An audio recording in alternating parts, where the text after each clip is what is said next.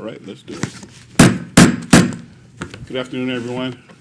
Welcome to the City Council meeting, June 8th. Ms. Marsh, can we have a roll call? Mayor Clea McCaw. Present. Mayor Pro Tem Carolyn Humphrey. Present. Councilmember William Benning. Present. Councilmember Gregory Johnson. Present. Councilmember Angelica Landry. Present. Councilmember Marta Mesmer. Present. Councilmember Mark Rodriguez. Present. Mr. Mayor, you have a quorum. Thank you, Ms. Marsh. We'll have our invocation by Reverend Donna Smith of the Graceful Passage for Vets. And after our invocation, we'll have our Pledge of Allegiance by Councilman Benning. Please stand. Please join me in prayer, however you pray.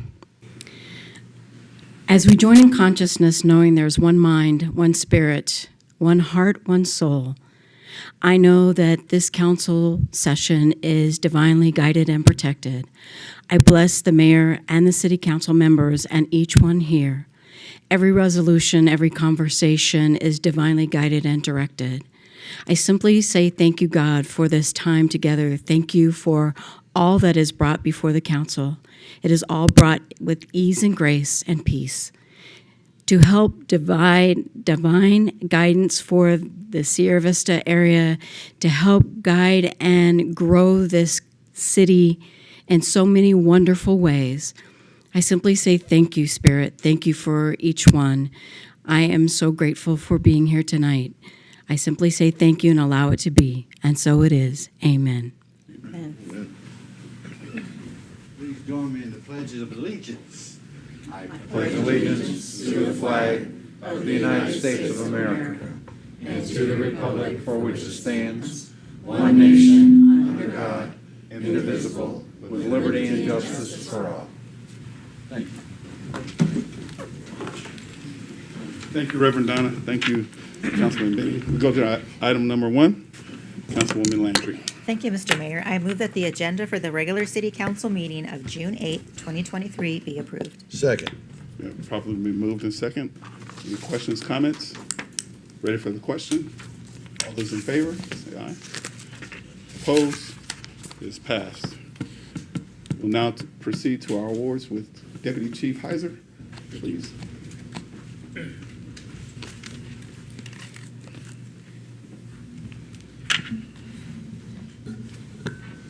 Good afternoon, Mr. Mayor, members of council. It's my pleasure to introduce to you today our award winners for all our annual awards for calendar year 2022. And before we introduce them, I'd like to talk a little bit about the process because it's actually quite commendable to get one of these awards. Every year we get a lot of nominations. And any employee can write up a nomination for an employee, and we have several categories. Every year when we start to vet these nominations, we impanel a 9-member committee to review these, and we make sure it's a good cross-section of the department. So we have line employees, supervisors, civilians, sworn. Actually, very few of the command staff are part of it, just one. So we take this 9-member panel, and they each individually get a packet of all the nominations, and on their own, without group thinking or discussing it, they do their own rank order. And then that packet goes to one central place where all the rank orders are tallied. And that's how we come to our winners and our alternates. So it's actually a pretty tough process. So the award winners we are presenting today have done quite a bit of great work to receive this recognition. And I want to thank, I know some of you were able to come to our annual awards banquet. And this is just another opportunity to talk a little bit about their accomplishments. I do apologize. Some of them are not here today. It's tough getting vacations, so when they're on their vacation, a few of them couldn't make it today. So I'll just mention their names briefly, but as I call their names, we'll have them come up and give you just a brief synopsis of some of the great things they've done. First one I'd like to recognize is our Volunteer of the Year alternate, Aaron O'Hara, who I know who's here today. Come on up, Aaron.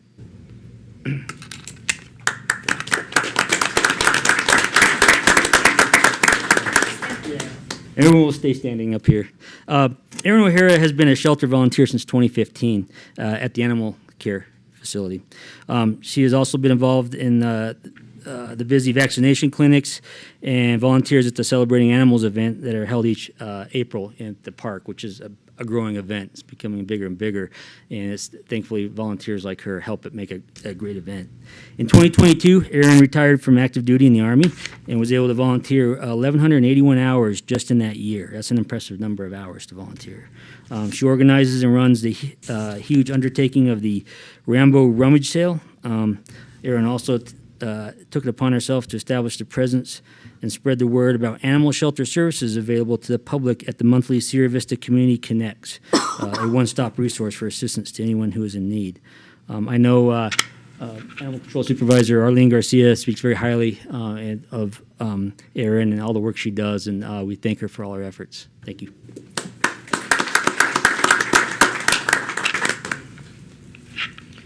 Our volunteer of the year could not be here is Rick Tudor. He's a patrol volunteer who's also been involved in helping with the firearms program. He's a volunteer firearms instructor and helps a lot on call-outs, traffic control, stuff like that. He couldn't be here with us today. I'd like to call up next Officer Tracy Grady.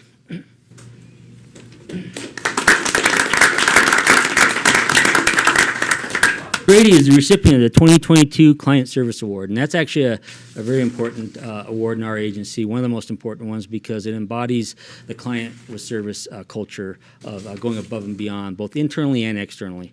And this year, Officer Tracy Grady was selected for the monthly Client Service Award on 3 separate occasions, and I think that's actually a record, if I'm not mistaken. Every month, we'll receive recognition, nominations, and we'll recognize a monthly winner, and then all those monthly winners get reviewed.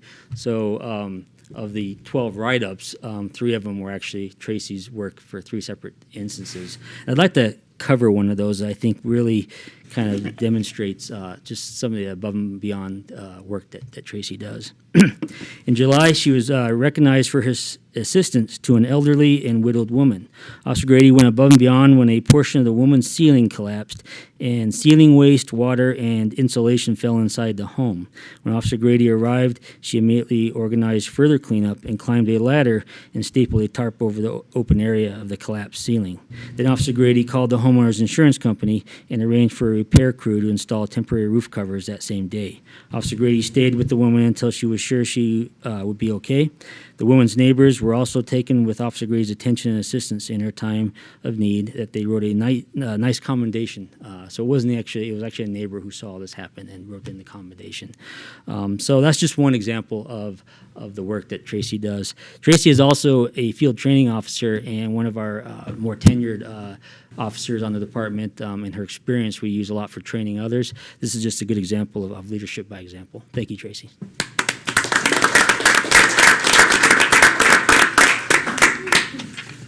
Our Civilian of the Year alternate is Tammy Gouldberry with Animal Control. She's not with us today. Tammy Gouldberry, just briefly I'll tell you that her write-up really recognizes her work of stepping up and being Arlene Garcia's kind of right-hand person and helping as being an informal leader and working at the shelter.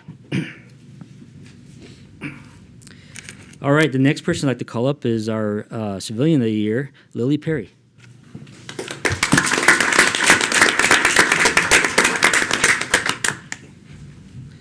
So Lily is our recruiter. Become a very, very important job in our agency with our staffing. And Lily has met the challenges with quite a bit of innovation.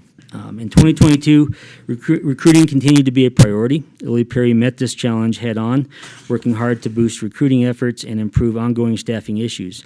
Lily was innovative with new recruiting and social media ideas, and as a result, contributed to getting 11 new recruits hired, 2 of which were lateral transfers, which means they didn't have to go to the academy and they hit the street pretty quick, and we really like that. Throughout the year, Lily traveled over 3,500 miles to attend hiring fairs, educational facilities, and transitional assistance programs through the U.S. Army. These trips included Fort Hood, Fort Bliss, El Paso, and Phoenix, Tucson, Tombstone, and Douglas, as well as local recruiting events. and she brought in over 25 new contacts during these travels. During travel, Lily came up with the idea of Clarence the Explorer, a well-received campaign to engage social media followers. And if I don't know if you saw that, it was a little Explorer car that they took pictures, and it actually got quite a bit of traction. Lily also assisted with the Teen Talk presentation, and she plans the Citizens Police Academy. We can't thank her enough for all her hard work. Thank you, Lily.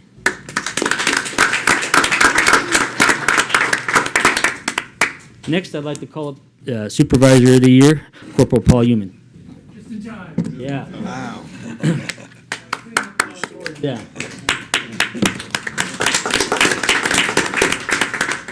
Paul is actually casually late because he's teaching an HGN class to new recruits, and you'll find out soon. He teaches a lot in our department. Throughout 2022, Corporal Human displayed enthusiasm and energy for the training, development, and mentorship of any officer with his sphere of influence, all while taking on a call load as a patrol officer, supervising subordinate coworkers and training new officers. He proved himself dedicated to peer development and improving the tools and training available to accomplish the best possible outcomes. Corporal Human completed 69 hours as an instructor, organizing and conducting 2 HGN classes and 1 A-RIDE training. He served as a DRE instructor and phlebotomist and provides instruction in all aspects of DUI enforcement, including Intoxilizer 8000, Title IV law, and DUI refreshers as an FTO, field training officer. For department-wide instruction and as also a mentor in need of any assistance, Paul has become that person where anybody, whether they're on his shift or not, they go to him for some guidance. Corporal Human has impressed subordinates and supervisors with his professionalism, teamwork, and exceptional leadership skills, inspiring other officers to work toward promotion.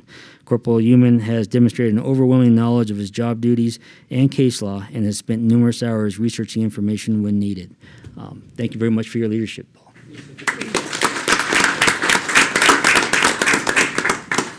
Our last award we're going to recognize is the Officer of the Year. We had 2 alternates, and then we have the actual winner. Our two alternates could not be here, Officer Michael Ariano and Detective John Andela. Just want to mention their names. But now I'd like to call up Officer Antonio Chavez, our Officer of the Year.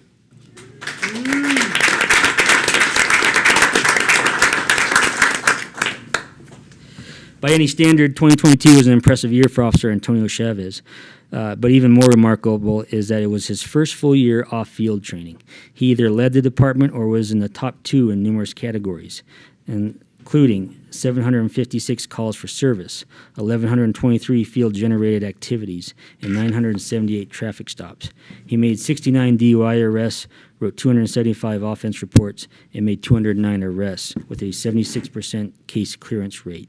And correct me if I'm wrong, but I think there's even a period where he was on light duty and he still managed to get these numbers, which means he's very productive. In addition to performance-based activity, Officer Chavez also focused on professional development, especially in DUI detection and enforcement. He became an HDN technician, attended A-RIDE, and became a phlebotomist. Officer Chavez put in an additional 268 hours in support of the GOHS and Stone Garden programs. Furthermore, Officer Chavez achieved the department's highest POPAT score and became a department fitness instructor. The POPAT score is an obstacle course and a lot of physical aptitude-related tests that you actually have to do to become a certified officer. Outside the department, Officer Chavez volunteered to coach track and wrestling, coaching 1 high school wrestler to a state championship title. Also, I'd like to recognize Officer Chavez. This year, he was recognized as the Cochise County top, and that he is the first Sierra Vista police officer to ever receive that distinction. Thank you very much. Mayor, members of council, I present to you our annual award winners.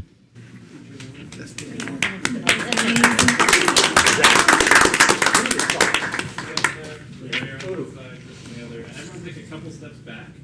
I have only this camera to grab, and it's a long lens. Over here? That should work. All right, everybody ready? 1, 2, 3. Thank you. Hey, John. Good job, guys.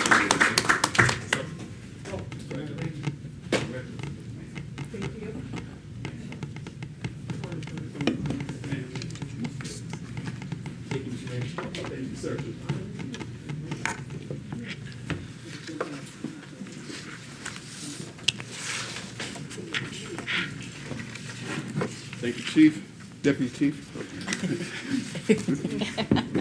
Soon to be chief. soon to be Chief. Some foreshadowing. Yeah. We're gonna wear that long. We'll move today along with our city manager report. Mr. Tuchek. All right, thank you, Mayor McCaw, members Sir. of the council.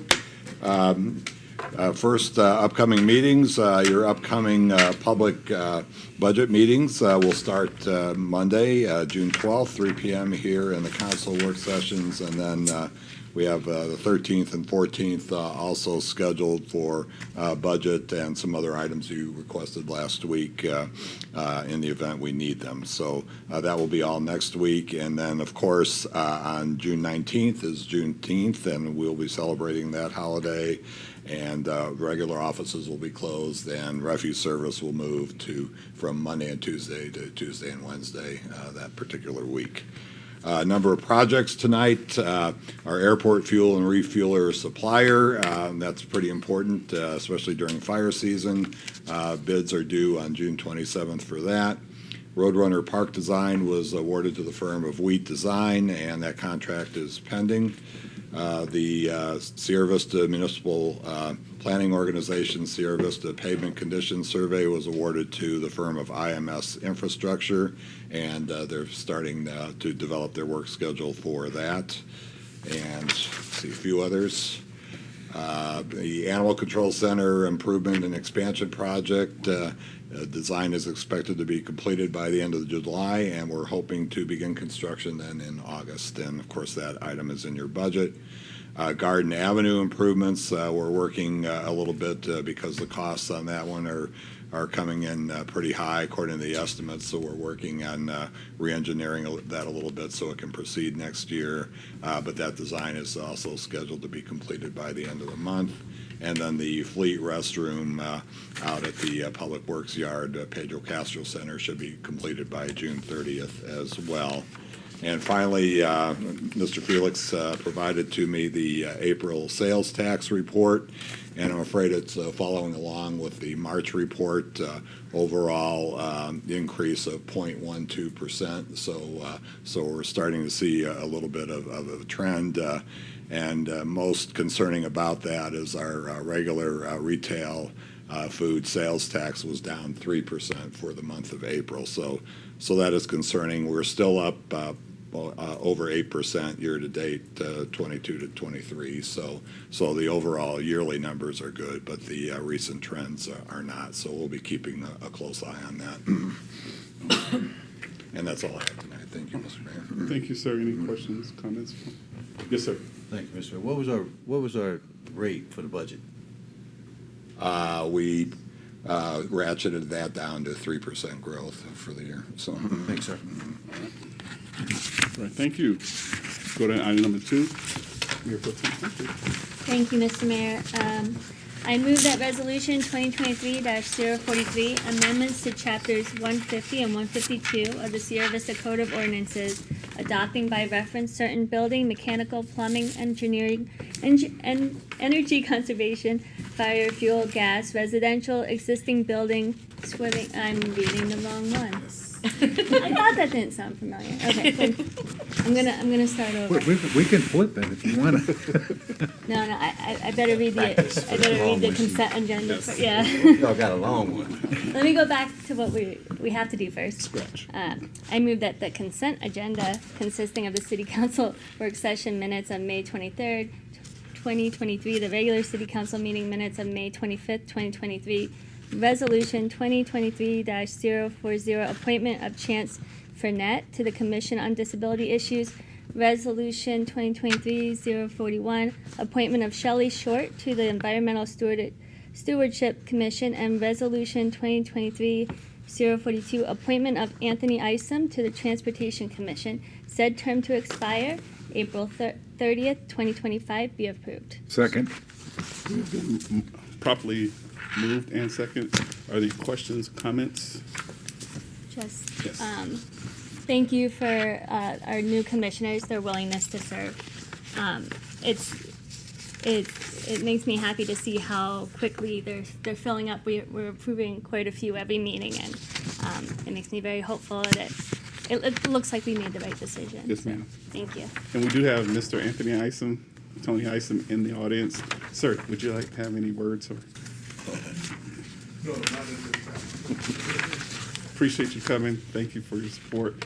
Welcome to the Transportation Commission. Everybody ready for the question? All those in favor? All those opposed? It is passed. Thank you.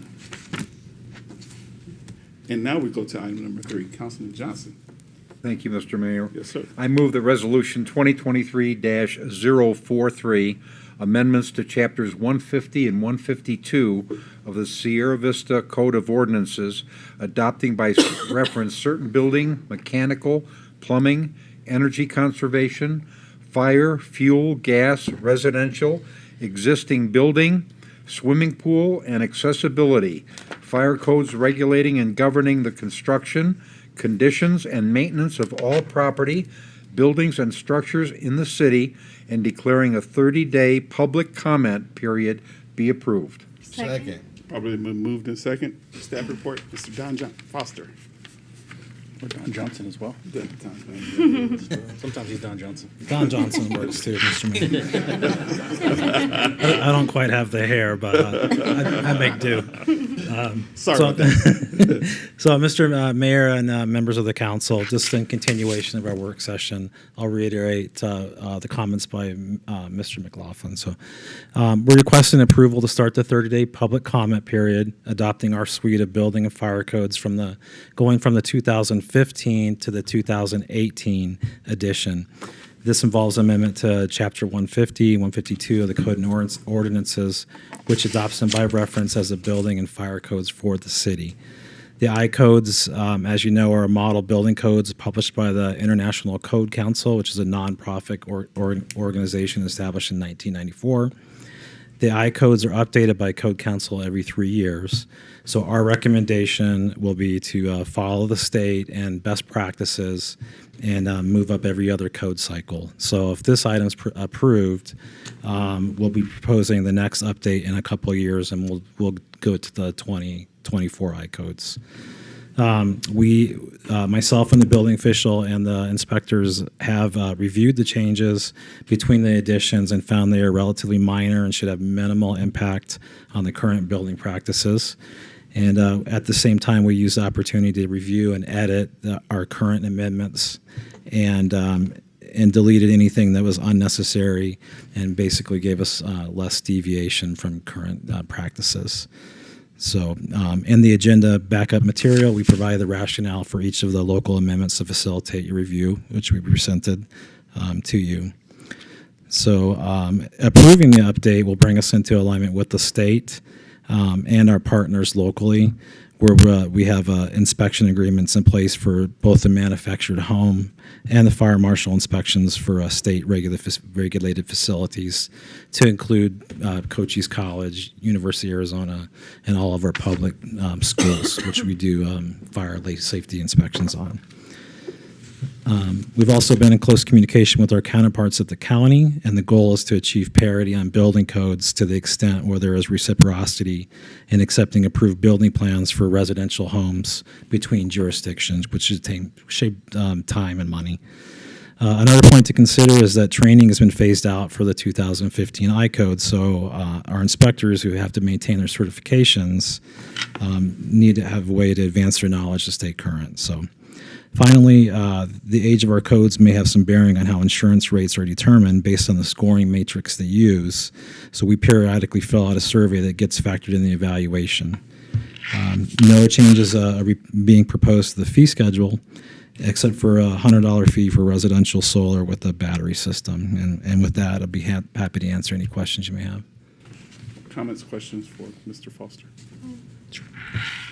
You said the training's not, we have to figure out a way to get everyone trained as things change. I'm sorry, I'm trying to understand. Sure. Okay. So the 2015 was, 8 years ago. And when they put out new codes, the ICC, they also provide trainings that you can go to and have people teach you the codes and the changes thereof by people a lot smarter than myself, as Chief Jones can attest to it. And and the building official. So it helps for our newer people and for us to stay current because they can explain it to us person to person via instead of trying to read that's just the fire code right there, not all the other ones that Mr. Johnson enlisted out. So it's a lot. So it's training at that, and they don't do that for 8 years in the past. They do it for every code cycle. So it helps. Oh, okay. I thought you saying that. I thought I heard you said they weren't doing that. I misunderstood. Oh, okay. Thank you. Nope.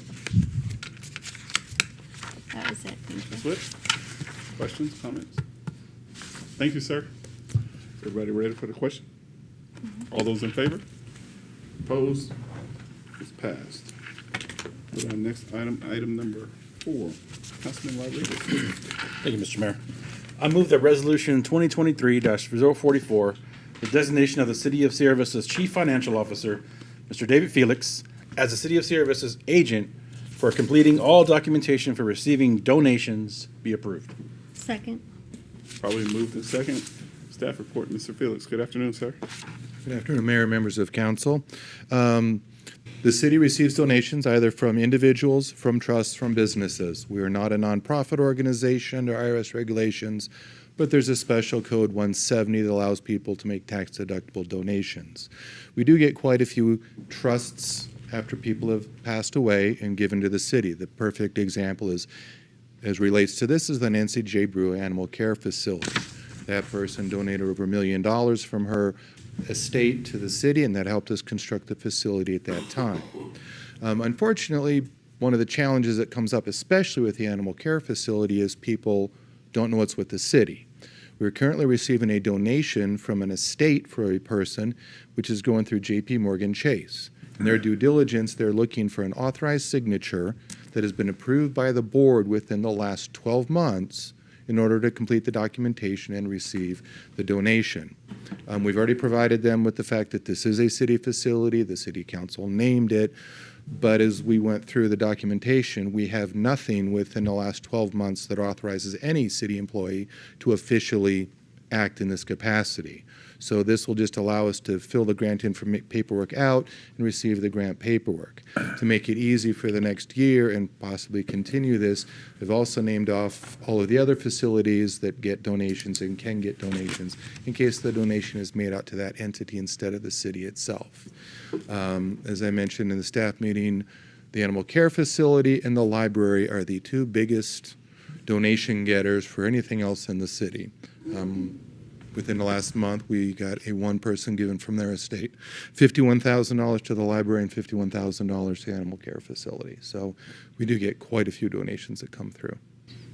I'd be happy to answer any questions you may have. Thank you, sir. Are there any questions, comments? Yes, sir. I just have one comment. Although Mr. Rodriguez's motion mentioned David Felix as our chief financial officer, which he is, the resolution leaves it open and not naming David Felix. It just says Chief Financial Officer as the authorized agent. So just so everyone is clear on that. Yes, sir. Okay.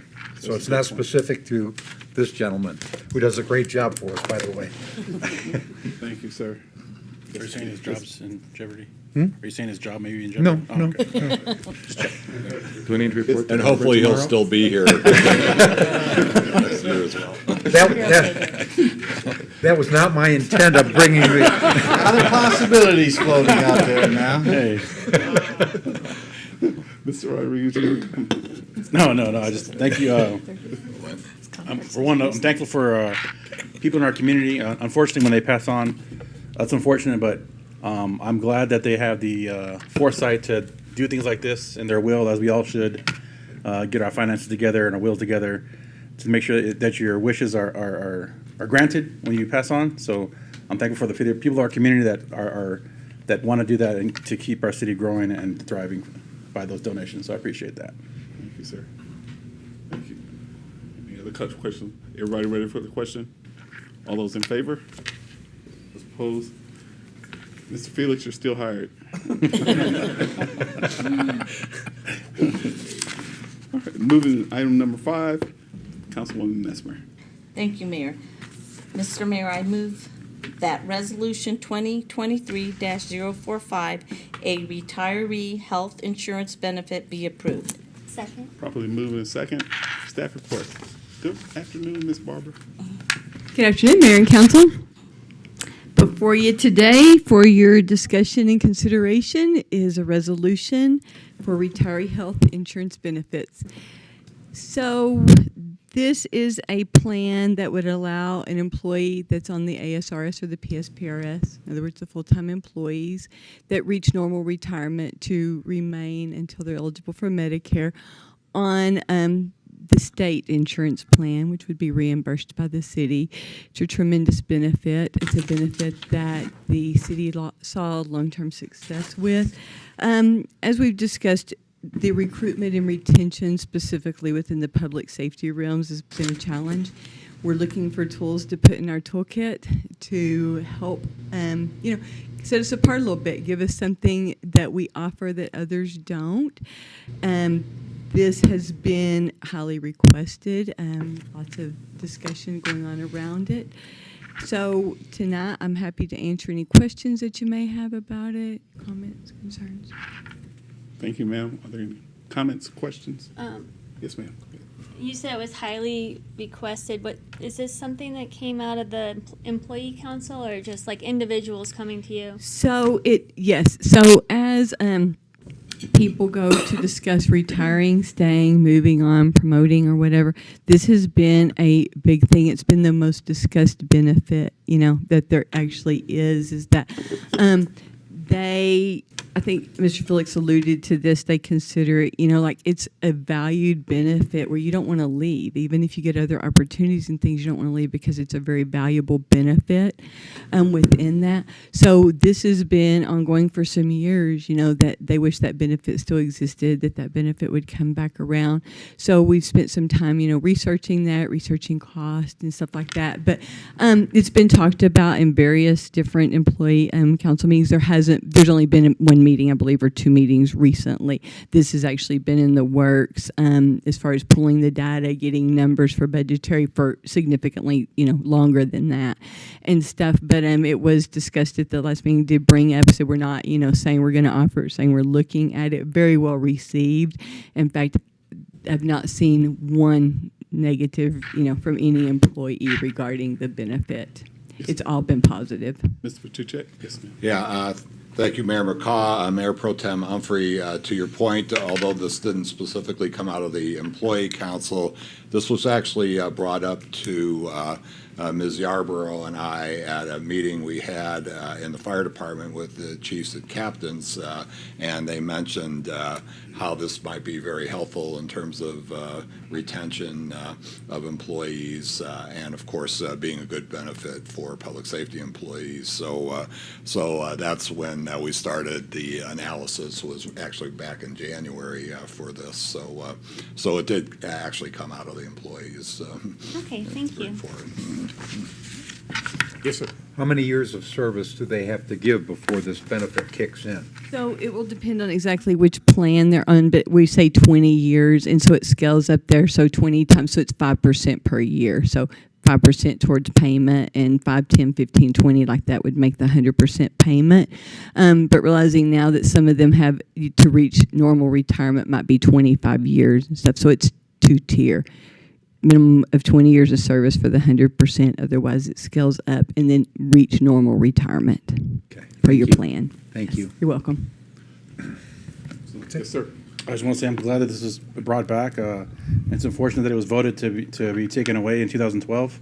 And so anybody that's retired between then and now, unfortunately, was not able to get this benefit. And I'm sure there's no retroactivity back that far. But I'm glad that we do have it now going forth.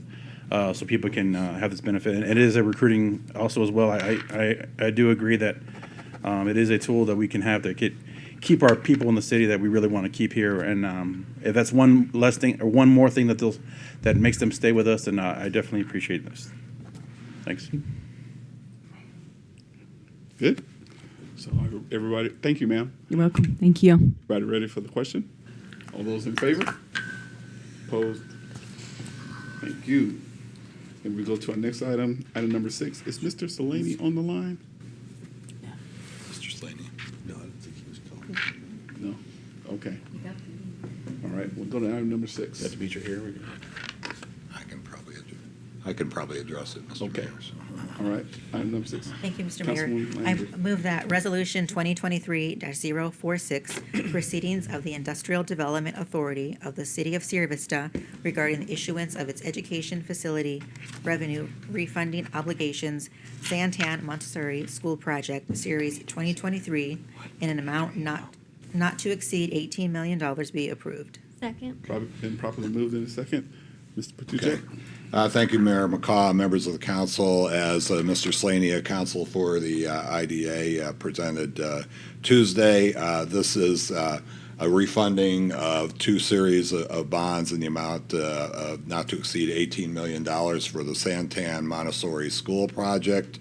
IDAs are allowed to fund projects outside of their jurisdiction, and in fact, the IDA has done out-of-state projects recently, as you're aware as well.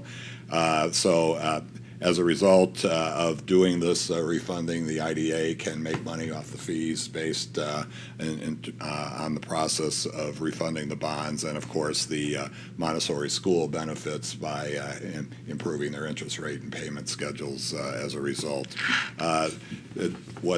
A lot of what comes up, just for your background and benefit, is the IDA is a separate entity from the City of Sierra Vista, but there are 2 touch points with the council. One is the actual appointment of IDA members, and the second one is approval of any bonds or financings that they do, and that is provided for by statute. But the city is under no obligation to make a repayment on these bonds. Thank you, sir. And we do want to notice, we do have an IDA member in here, Mr. Demetrius Simonton. Would you like to have any words, sir? No, but if you guys have any questions, I can answer. Okay. Yes, sir. We kind of looked over at each other. Councilman Benny. Oh, no, I was gonna Oh, I'm sorry. highlight I'm Mr. Stole the Dimitri. It's good to work on the IDA with them, so appreciate everything they do. All right. Other questions? Yes, sir. I think there's one thing that's important for our taxpayers to know, that the city's not liable with respect Yes, to sir. any of these bonds that are going to be issued. So I think that's a real important thing to know. Correct. And on top of that, the money we receive from it goes into things like we just opened our incubator center. So it goes back into things like that helps the community, or working out and reaching with University of Arizona in Innovation Center like we talked about on Tuesday. So that money helps fund that. So they're self-funding by doing these grants, and it goes a long way. Yeah. Thank you, sir, for that. Good point. Any other questions, comments? Ready for the question? All those in favor? Opposed? So passed. Now we have a call to the public. We have 2 young ladies, Angie and Molly, that would like to come and address the Tsunami Swim Team. Yes, ma'am. Welcome. And this little light is going to light up. You have a green. It'll be green for 5 minutes. When you get red down to here, your time will be expired, and we'll ask you to conclude. Okay, Mr. Mayor and council members, thanks for letting us come. And I'm not the greatest speaker, so if I'm not clear and you don't understand, I'm going to stick around afterwards and you can ask any questions. I'm Angie Allred. This is Molly Daniker. We're board members with the Sierra Vista Tsunami Swim Team. We're a 501c3 providing youth with a year-round competitive swim opportunity for the last 30 years. We currently have more than 60 youth swimming on our team. We practice for 2 hours a day, 5 days a week, and we attend competitive swim meets all over the state representing Sierra Vista. We're proud of our kids. They do a great job. We also would like to bring the competitive swim community, which is huge, to Sierra Vista for weekend meets. This would bring economic benefits to Sierra Vista in the form of hotel stays and restaurant patronage.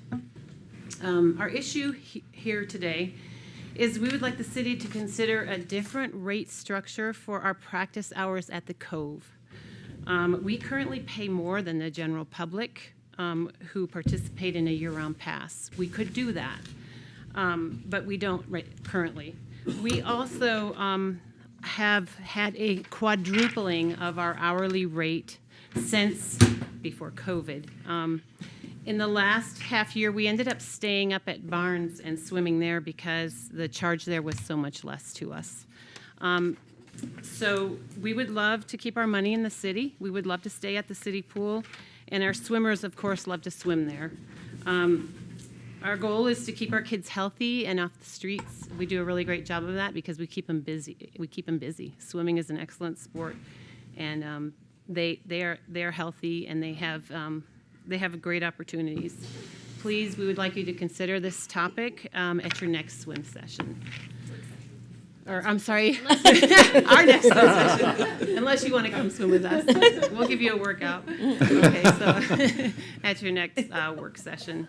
I saw kind of questioning looks when I said our rates had quadrupled since before COVID.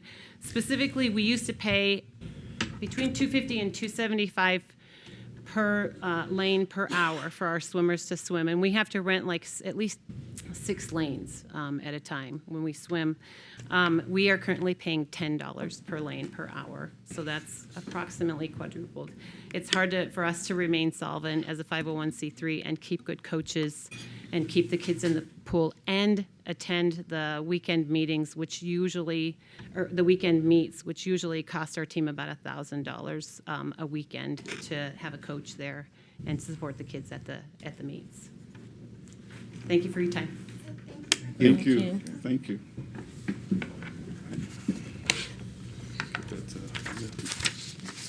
All right, proceed to our next item.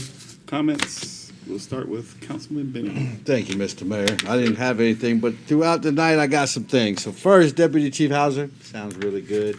It'll change, as you know, but sounds good for now. Congratulations. To all the officers, Officer Chavez, congratulations. Paul Yeoman used to work for me and with me, so it's good to see him come a long way and really excelling in the police force. He's doing amazing stuff. And thanks for coming and talking to us. And for all the commissioners, the new commissioners, I thank you for your service to the city. And that's all I got, Mr. Mayor. Y'all have a blessed night. Thank you, sir. Councilman Johnson. I'll keep it short. I have nothing. Thank you, sir.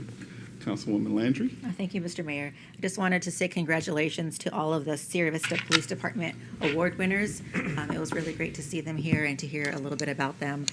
So congratulations to them. It's great to have so many great, amazing people in Sierra Vista. I also wanted to thank everybody who came today, and thanks for sharing, ladies. I really appreciate it. It's always nice to hear from people.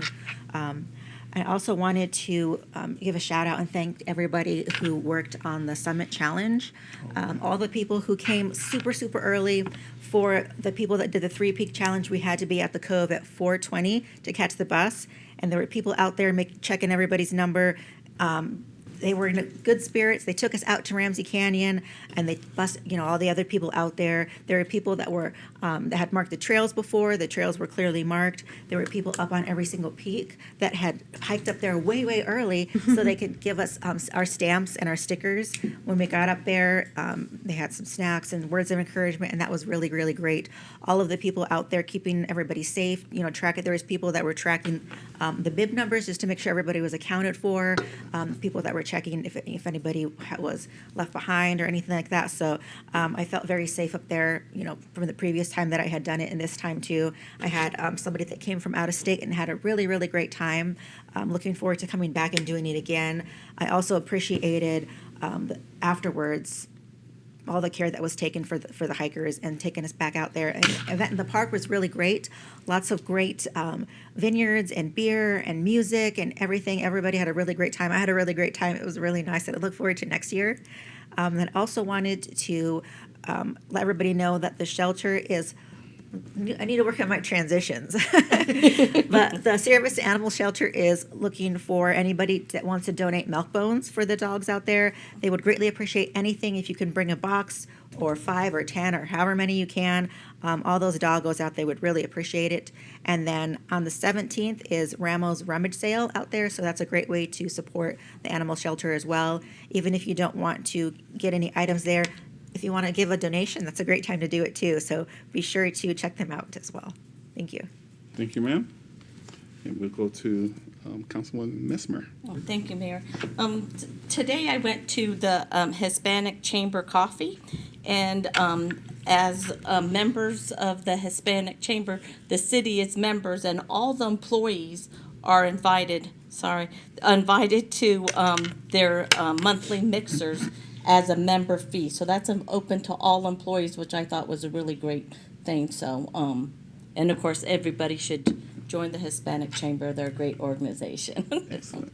That's all I have. Thank you. Excellent. Councilman Rodriguez. Thank you, Mr. Mayor.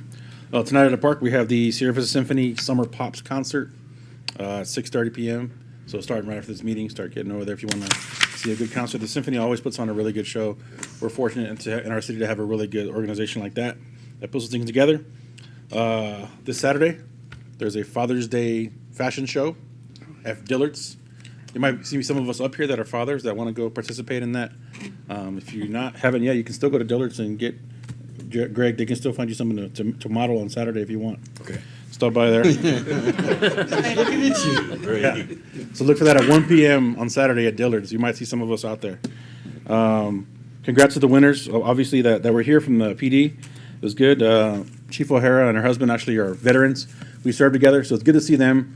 You know, my Army battle buddies, good to see us all transition into our afterlives like this, and see them still doing stuff in the community. I really like seeing them in our officers, like Officer Chavez, one of our many employees that lives out of town, but still does great things for us in our city.